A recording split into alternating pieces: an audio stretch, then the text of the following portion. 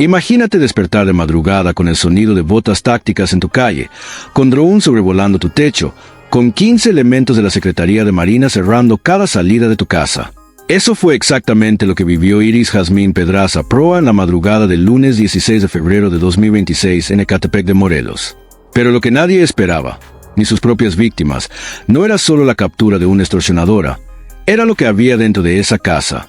Porque Iris no vivía como una sindicalista, Iris vivía como una reina. Y esta mañana Omar García Arf le quitó todo.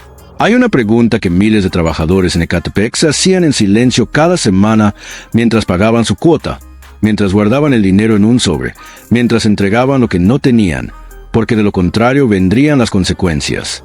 Esa pregunta era simple y desgarradora al mismo tiempo. ¿A dónde va todo ese dinero? Hoy lo sabemos. Si entre mires ese zungo. Hoy lo vemos con nuestros propios ojos. Y la respuesta es tan escandalosa que cuesta creerla.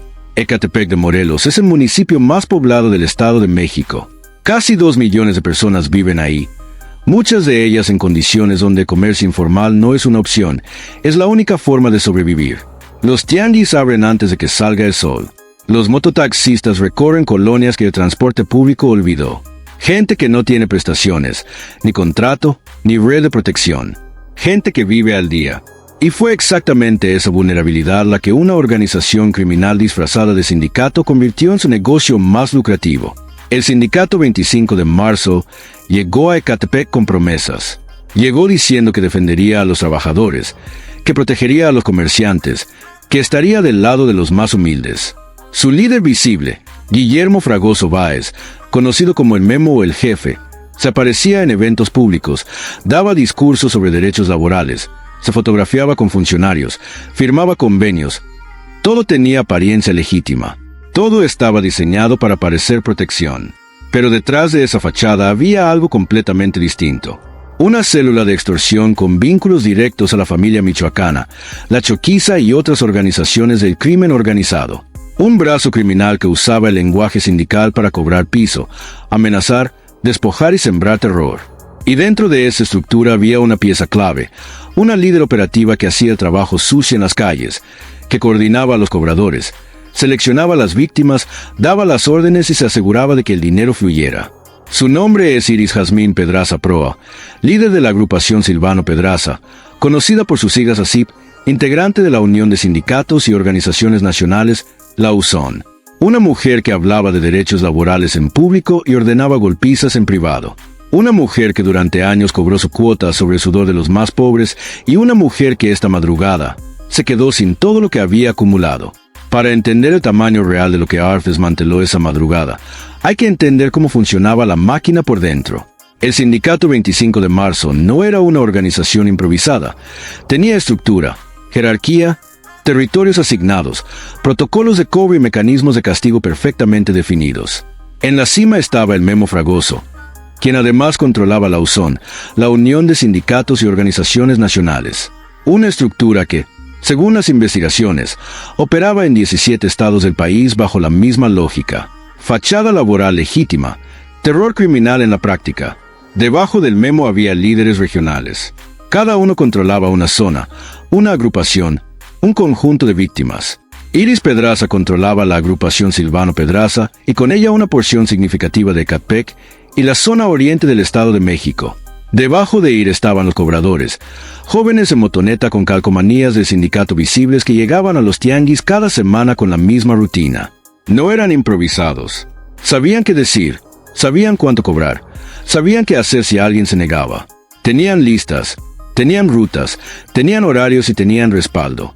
Si algún comerciante intentaba resistir, la respuesta no tardaba más de 48 horas.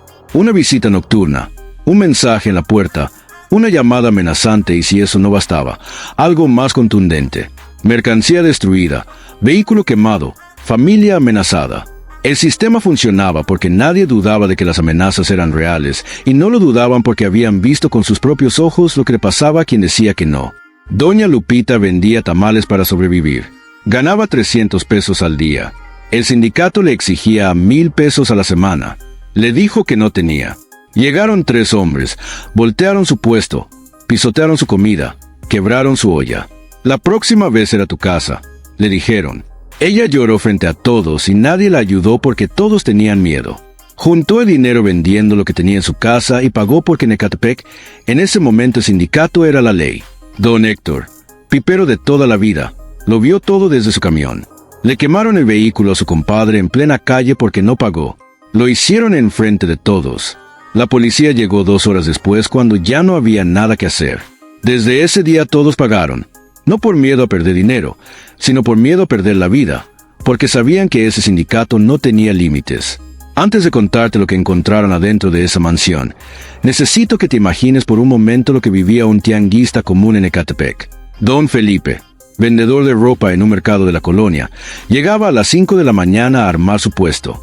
Cargaba cajas, acomodaba la mercancía, esperaba a los primeros clientes. Si el día le iba bien, podía llevarse a su casa 400 pesos. Si el día le iba mal, 300. Eso era lo que tenía para alimentar a su familia, para pagar la renta, para vivir. Y entonces llegaban en motonetas con calcomanías del sindicato. Se identificaban como representantes. Decían que ahora controlaban la zona, que había que cooperar, que la cuota era de 1,500 pesos a la semana. Don Felipe les dijo que no tenía. La respuesta fue directa y fría. Entonces, busca cómo tenerlos porque el viernes venimos por ellos. Ese era el sistema. A la semana para quien vendía ropa, 2,000 para quien vendía comida, hasta 5,000 pesos mensuales para los mototaxistas, hasta 10,000 para los piperos de agua. Quien pagaba podía trabajar. Quien no pagaba recibía una visita nocturna, amenazas a su familia, la mercancía destruida, el vehículo quemado. Una víctima que declaró ante la fiscalía lo contó con palabras que no se olvidan. Me dijeron que si quería seguir trabajando tenía que cooperar. Les expliqué que apenas sacaba para comer. Me respondieron que entonces mejor no comiera, pero que pagara. Al 4º día me quemaron el puesto. Perdí todo lo que tenía y la policía nunca llegó. Si tú también conoces a alguien que haya vivido algo así en su colonia, déjamelo en los comentarios. Porque esto no pasaba solo en un tianguis, pasaba en toda la zona oriente del Estado de México y muchos lo vivieron en silencio durante años. El modelo era tan eficiente como brutal. Cada semana llegaban los cobradores en motoneta. Cada mes el dinero subía por la estructura hasta llegar a las manos del Memo Fragoso y sus socios. Y Iris Pedraza era el engranaje que mantenía todo funcionando en Ecatepec. Ella coordinaba a los grupos de cobro. Ella decidía quién pagaba y quién recibía un recordatorio especial. Ella seleccionaba las propiedades que iban a ser despojadas. Según las investigaciones de la Secretaría de Seguridad, el sindicato fue responsable del despojo de más de 700 propiedades en el Estado de México, casas, terrenos, locales, comerciales, familias enteras desalojadas con violencia, e Iris era quien coordinaba esos operativos en la zona oriente. No era solo una empleada, era una líder con poder real de decisión. El negocio no se limitaba a los trabajadores informales. El sindicato también cobraba cuotas de hasta 30,000 pesos mensuales a narcomenudistas a cambio de dejarlos operar con tranquilidad. Un negocio perfecto donde el crimen organizado les pagaba por operar y ellos usaban ese dinero para expandir su red. Narcos, piperos, tianguistas, mototaxistas, todos pagaban y el dinero se acumulaba. Se acumulaba semana tras semana, mes tras mes, año tras año, y alguien tenía que gastar ese dinero, alguien tenía que disfrutarlo. Alguien vivía muy bien mientras sus víctimas sobrevivían con lo que les quedaba después de pagar la cuota. Lo que hace más perturbador este caso es el doble discurso que Iris mantenía con una naturalidad asombrosa. No era alguien que operara exclusivamente desde las sombras. Era alguien que aparecía en eventos comunitarios, en asambleas de colonias, en reuniones donde se hablaba de derechos laborales y protección a los trabajadores. Se presentaba como defensora. Usaba el lenguaje de los sindicatos honestos para construir una imagen pública que le daba cobertura. Convencía a algunos que realmente la veían como representante. Intimidaba a otros que sabían la verdad, pero callaban por miedo. Y mientras construía esa fachada hacia afuera, hacia adentro coordinaba cobros, ordenaba castigos y administraba terror con la misma tranquilidad con la que cualquier gerente maneja su operación diaria. Esa capacidad de operar en dos mundos simultáneamente fue lo que la hizo peligrosa durante tanto tiempo y fue también lo que la hizo confiada hasta el final. Porque quien opera con impunidad durante años desarrolla una certeza que se convierte en su mayor vulnerabilidad. La certeza de que nadie va a llegar, la certeza de que el sistema local la protege, que los avisos llegarán a tiempo, que siempre habrá una salida. Lo que Iris no calculó fue que esta vez el operativo no pasó por ningún canal local. Esta vez vino desde arriba, coordinado desde la Secretaría de Seguridad Federal, ejecutado por la Marina, sin avisar a nadie que pudiera filtrar la información. Omar García Harfuch llevaba meses construyendo el caso.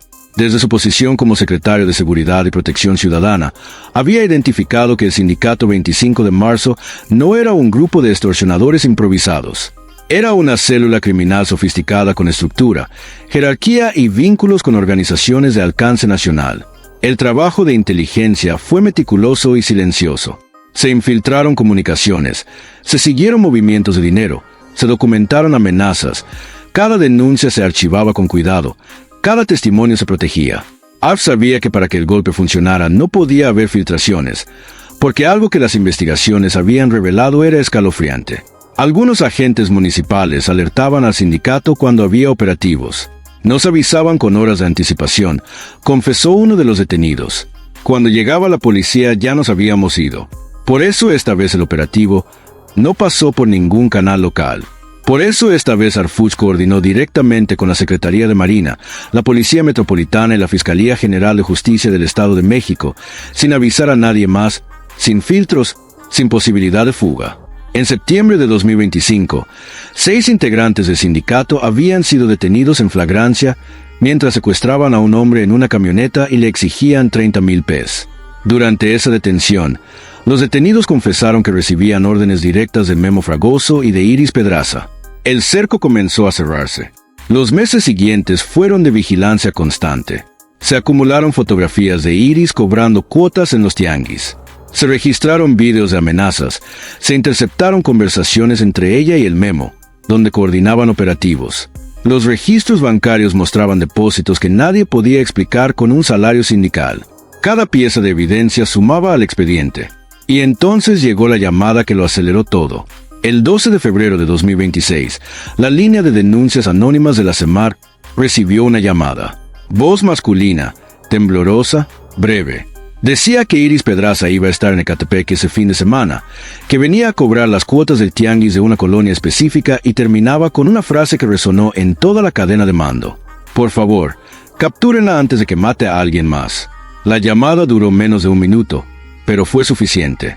Arf dio la orden inmediata. Activar protocolo de captura. Objetivo prioritario confirmado. Durante 72 horas, un equipo de élite de la Marina rastreó cada movimiento de Iris. Drones en el aire. Vigilancia satelital. Seguimiento de comunicaciones en tiempo real. Lo que descubrieron durante esas horas de rastreo fue que Iris se movía con una confianza que rozaba la arrogancia. Visitó puestos de tianguis. Cobró cuotas. Amenazó comerciantes, caminó por las calles de Ecatepec como si fuera intocable. No sabía que cada paso estaba siendo documentado. No sabía que cada conversación estaba siendo registrada. No sabía que los drones la seguían desde las alturas mientras ella seguía operando como si el mundo fuera suyo. Pero lo más importante que reveló la vigilancia era algo que los investigadores ya sospechaban y que ahora podían confirmar con sus propios ojos. Iris Pedraza no vivía como una sindicalista. No vivía como alguien que ganaba un salario de representante laboral. Vivía en una mansión, una propiedad que los elementos que la rastreaban describieron como un palacio, un inmueble de dimensiones que no corresponden a ningún trabajo legal conocido, un lugar construido con el dinero de miles de víctimas que entregaban su poco cada semana bajo amenaza. ¿Y tú qué pensarías si te dijera que lo que encontraron adentro superó todas las expectativas? Dale like si quieres seguir viendo este tipo de investigaciones, porque lo que viene ahora es lo que nadie se imaginaba. La madrugada del lunes 16 de febrero de 2026, la temperatura en Ecatepec rondaba los 12° C. Las calles estaban vacías. Los tianguis aún no habían abierto. La mayoría de la colonia dormía. A las 4 de la madrugada, 3 vehículos tácticos sin identificación visible se posicionaron en los accesos de la calle donde se ubica la propiedad. 15 elementos de infantería de marina con equipo completo se desplegaron en silencio, sin sirenas, sin luces. La coordinación con la Policía Metropolitana cerraba los accesos del perímetro externo. La Fiscalía General de Justicia del Estado de México tenía los documentos listos. Todo estaba en su lugar. A las 5:47 minutos de la madrugada comenzó el operativo de cateo. Lo primero que llamó la atención de los elementos fue la propiedad en sí. Un inmueble de grandes dimensiones con acabados que no corresponden al perfil de ningún líder sindical honesto. Áreas amplias, decoración ostentosa, varios niveles. Una propiedad que en cualquier colonia de Ecatepec destacaría como lo que era: el resultado de años de dinero ilícito concentrado en ladrillos, cemento y lujos. Una casa construida cuota por cuota, miedo por miedo, amenaza por amenaza. Cuando los marinos ingresaron en formación táctica y recorrieron los espacios del inmueble, lo que encontraron fue una exposición involuntaria de todo lo que Iris Pedraza había acumulado mientras sus víctimas sobrevivían como podían. En el área de estacionamiento, alineados como en una concesionaria, varios vehículos de alta gama, modelos recientes, de los que cuestan más de $1,000,000 cada uno. Autos que ningún trabajador sindical podría adquirir con un salario transparente. Vehículos que contaban una historia sin necesidad de palabras. En el interior, joyas, piezas de oro, relojes de marca, aretes, pulseras, collares. Todo ordenado, todo guardado como si fuera una colección personal acumulada con paciencia. Pero esta colección no se armó con ahorros ni con herencias. Se armó con los $500 que le quitaron a doña Lupita cada semana, con los 100 que amenazaron a don Felipe hasta que pagó, con los 10,000 mensuales que los piperos entregaban porque de lo contrario amanecían con las llantas ponchadas. También encontraron efectivo billetes en grandes cantidades, ordenados, contados, listos, dinero que no estaba en ningún banco, porque el banco hace preguntas que nadie con ese dinero puede responder. Dinero en efectivo que representaba lo más inmediato del flujo criminal, lo que se había cobrado en días recientes, lo que todavía no había subido por la cadena de mando. En otro sector del inmueble, durante el cateo exhaustivo que duró varias horas, los elementos encontraron drogas, marihuana y cocaína en cantidades que superan cualquier uso personal. Sustancias que confirman lo que las investigaciones ya documentaban. La relación entre el sindicato y el narcotráfico no era solo de conveniencia económica, era operativa. El sindicato no solo le cobraba cuota a los narcomenudistas, compartía espacio con ellos. Y luego estaban las armas y municiones que cualquier ciudadano tiene prohibido poseer. Las que se encontraron en esa mansión eran la garantía de que las amenazas no eran solo palabras, eran el respaldo físico de cada sobre que se entregaba cada semana en los tianguis de Ecatepec, porque la extorsión no funciona sin la posibilidad real de la violencia. Y en esa casa la violencia tenía nombre, tenía calibre y tenía municiones contadas. Pero si hay algo que los investigadores valoraron tanto como las armas y las drogas fueron los documentos, libretas, cuadernos, listas escritas a mano con nombres, colonias, montos y fechas, registros meticulosos de quién pagaba, cuánto pagaba y cuándo había pagado por última vez. Algunos nombres estaban marcados con tinta roja. Cuando uno de los detenidos fue interrogado sobre lo que significaba ese color, la respuesta fue directa: los rojos son los que no pagaron. A eso se les mandaba un recordatorio especial. Cada libreta era una prueba. Cada nombre era una víctima. Cada monto era un robo documentado de puño y letra por quienes lo cometieron. Pocas veces en una investigación criminal, el expediente se entrega tan completo desde adentro de la propia guarida del sospechoso. También se incautaron 3 teléfonos celulares, uno personal y 2 de uso operativo. En esos dispositivos estaba la columna vertebral de la comunicación criminal. Conversaciones con Guillermo Fragoso, el memo, órdenes directas y sin rodeos. Cobra completo o no regreses. El que no pague esta semana, le quitas el puesto. Manda a los muchachos a darle un mensaje al de la moto azul. Cada mensaje era una orden criminal. Cada orden era una prueba. La fiscalía ya tenía material suficiente antes de que terminara el cateo. Lo que pocos dimensionan cuando ven las imágenes del operativo es que cada objeto incautado en esa mansión tiene un origen que se puede rastrear directamente hasta una persona concreta. Ese reloj de marca tiene nombre.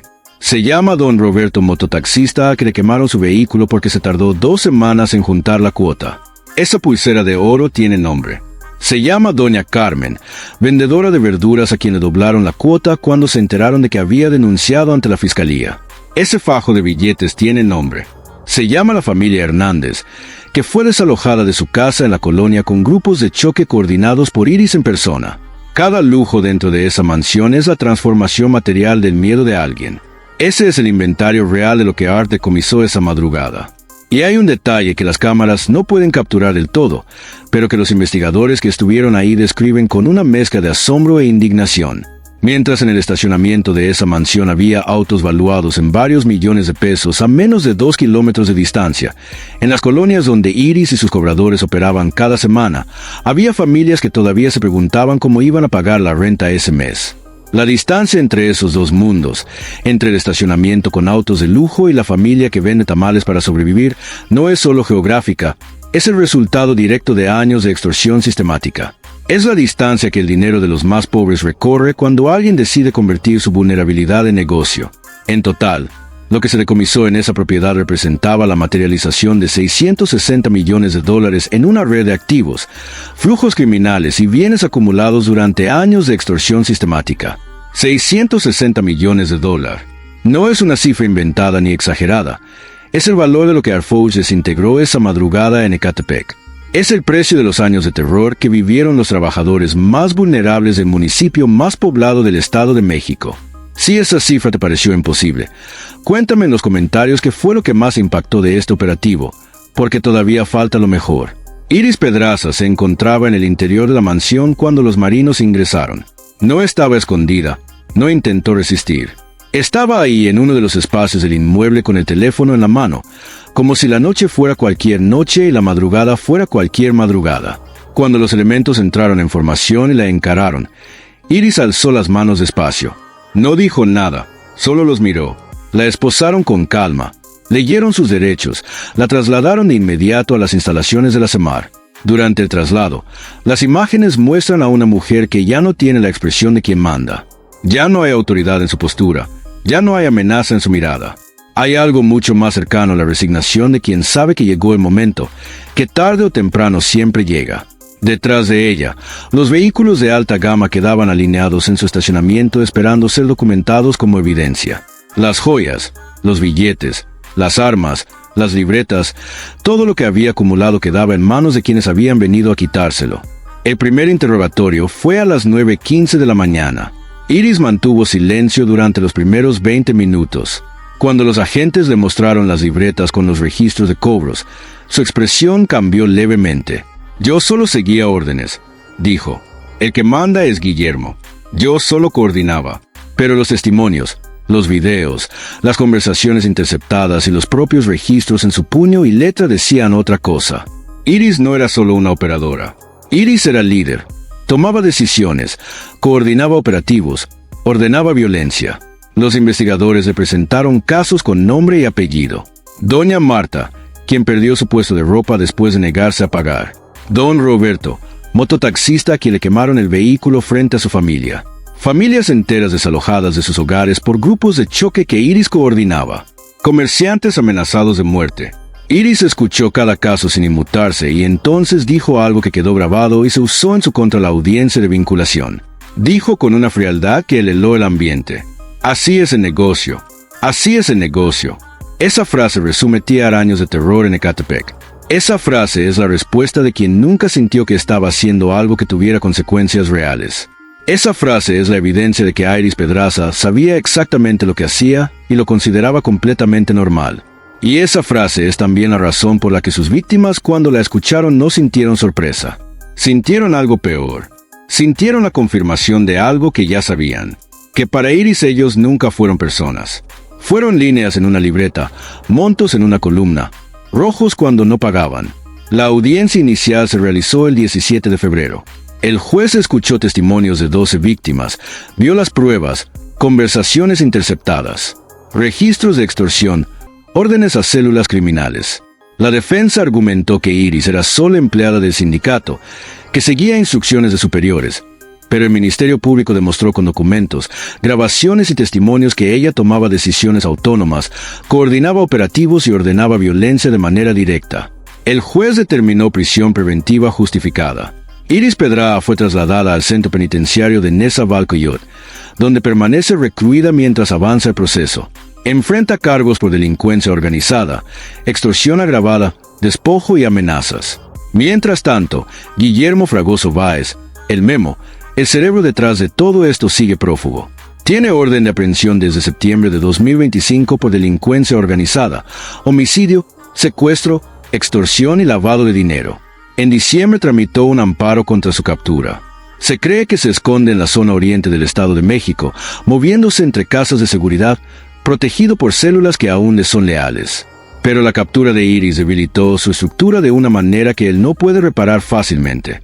Sin su operadora principal en las calles, el flujo de dinero se frenó. Las células comenzaron a operar de manera errática. Algunos integrantes desertaron por miedo a hacer los siguientes. Otros intentaron tomar el control y generaron conflictos internos. El imperio que el Memo construyó durante años comenzó a fracturarse y ARF tiene en la mira. No importa dónde se esconda, va a caer, declaró el secretario días después del operativo. La estrategia es clara y no tiene pausa. Porque lo que este operativo demostró no es solo que Iris cayó. Lo que demostró es que el modelo de inteligencia que Arfich está aplicando en el Estado de México funciona. No depende de filtraciones locales, no depende de operativos que se anuncian con horas de anticipación, depende de meses de trabajo silencioso, de evidencia acumulada con paciencia, de coordinación entre fuerzas federales que no comparten información con los eslabones que podrían estar comprometidos. Es un modelo que ya desarticuló 45 de las 50 bandas que operaban en Ecatepec, y es un modelo que no se detiene con una sola captura. Lo que muy poca gente sabe es que el operativo del 16 de febrero no fue diseñado solo para capturar a Iris, fue diseñado también para mandar un mensaje a toda la red. Cuando el Memo Fragoso se enteró de que habían cateado la mansión de su operadora principal, de que habían incautado las libretas con los registros, de que los teléfonos con sus conversaciones directas estaban en manos de la Fiscalía, el efecto fue inmediato. Las células del sindicato que todavía operaban en Tecámac, en Chalco, en la región de Teotihuacán, recibieron la noticia antes del mediodía. Y lo que hicieron no fue organizarse, lo que hicieron fue dispersarse, cambiar de números de teléfono, dejar de cobrar cuotas por días enteros, guardar silencio, porque cuando cae quien guarda los registros y los teléfonos, todos los que están en esos registros y en esos teléfonos saben que el siguiente operativo podría tener su nombre. La captura de Iris Pedraza y el desmantelamiento de su mansión no son un caso aislado. Son parte de una estrategia de mayor alcance que Arfucha está ejecutando en el Estado de México. En los últimos meses, la coordinación entre la Secretaría de Seguridad, la SEMAR, la Guardia Nacional y las fiscalías locales ha logrado desarticular 45 de las 50 bandas criminales que operaban en Ecatepec. Quedan 5 estructuras activas: los 300, la Choquiza, la Uzón, el Sindicato 25 de Marzo y algunas derivaciones menores. El mensaje que se manda con cada operativo es el mismo. No habrá impunidad para quienes usen organizaciones sociales como cobertura para extorsionar. No habrá tregua para quienes cobren piso a quienes menos tienen. No habrá protección política ni amparos que detengan la acción federal cuando hay evidencia sólida y víctimas reales. Comparte este video con alguien que necesite saber que esto está pasando en México, porque lo que Arfuch está haciendo en el Estado de México importa y mucha gente todavía no lo sabe. La reacción en Ecatepec fue inmediata. La noticia corrió por los tianguis antes de que abrieran. Los mototaxistas se lo contaron en las bases. Los piperos lo supieron en sus rutas de la mañana. En las redes sociales, comerciantes publicaban con una mezcla de alivio y cautela: cayó la Iris. Escribían: por fin justicia. Doña Patricia, vendedora de tamales en la zona, lo dijo con palabras que resumen años de silencio acumulado. Durante años vivimos con miedo. Pagábamos para poder trabajar. Veíamos cómo se llevaban a nuestros vecinos, cómo quemaban puestos. Nadie hacía nada. Hoy, por primera vez en mucho tiempo, siento que alguien nos está defendiendo de verdad. Pero hay una realidad que no se puede ignorar. Aunque Iris está detenida y el cateo destruyó su vida opulenta, la estructura del Sindicato 25 de Marzo no ha desaparecido por completo. Según reportes de inteligencia, células más pequeñas siguen operando en Tecámac, Chalco y la región de Teotihuacán. Sin el liderazgo central se han fragmentado, pero siguen intentando cobrar cuotas. Ahora con más discreción, con más miedo. Saben que ARF está cazando uno por uno, y esa es la diferencia que este operativo produjo en el territorio. Antes operaban con arrogancia, a plena luz del día, con logos en las motonetas y sin disimular nada. Ahora operan en las sombras con miedo, mirando hacia atrás. Eso no es victoria total, pero es un cambio real en la dinámica de poder que durante 3 años aplastó a los trabajadores de Ecatepec. Desde el penal de Nezahualcóyotl, Iris Pedraza envió un mensaje: me arrepiento de todo, solo quiero que mi familia esté bien. Doña Marta, quien perdió su puesto de ropa, respondió con una calma que duele más que cualquier grito. Ahora se arrepiente cuando ya está presa. Mi mercancía, ¿quién me la regresa? Y los años de miedo. El arrepentimiento no borra el daño. Que pague todo lo que hizo. Y tiene razón, porque el arrepentimiento desde una celda después de años de operar con frialdad y sin remordimiento no es el mismo que el arrepentimiento que llega cuando todavía se puede hacer algo para reparar el daño. Las víctimas de Iris no tienen de vuelta sus puestos quemados, no tienen de vuelta los vehículos destruidos, no recuperan las noches de miedo ni los años en los que trabajaron. Esta mente tenía un costo que no deberían haber pagado nunca. Lo que sí tienen quizás por primera vez en años es la certeza de que el Estado puede llegar, que no siempre llega tarde, que no siempre mira hacia otro lado, que existe la posibilidad de que alguien con poder real decida usarlo para defender a los que más lo necesitan.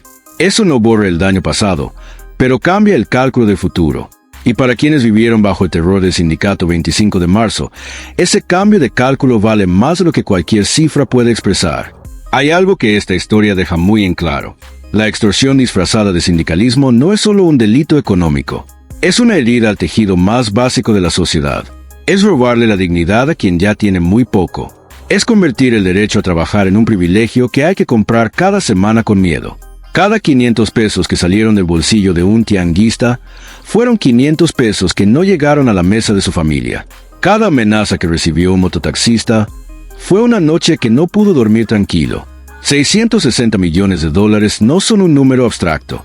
Son el total acumulado del miedo, la humillación y la resignación de miles de personas que no tenían más opción que pagar. Por eso la imagen de ese estacionamiento lleno de autos de lujo, de esas joyas ordenadas sobre una mesa, de esos billetes contados frente a las cámaras, no es solo una escena policíaca, es la respuesta visual a una pregunta que miles de trabajadores en Ecatepec se hacían cada semana. Ahí estaba todo su dinero, ahí estaba todo su miedo convertido en metal y en cuero y en efectivo. Y esta madrugada Arfuch se lo quitó. El Memo Fragoso sigue libre. Las células siguen intentando reorganizarse. La lucha no terminó con este operativo, pero algo cambió en Ecatepec el lunes 16 de febrero de 2026. Algo que es difícil de cuantificar, pero que doña Patricia lo describió con una palabra: esperanza. Suscríbete al canal si quieres que sigamos destapando estas historias juntos, porque hay más operativos, más capturas y más verdades que contar sobre lo que está pasando en México. Y aquí no vamos a parar. Yeah.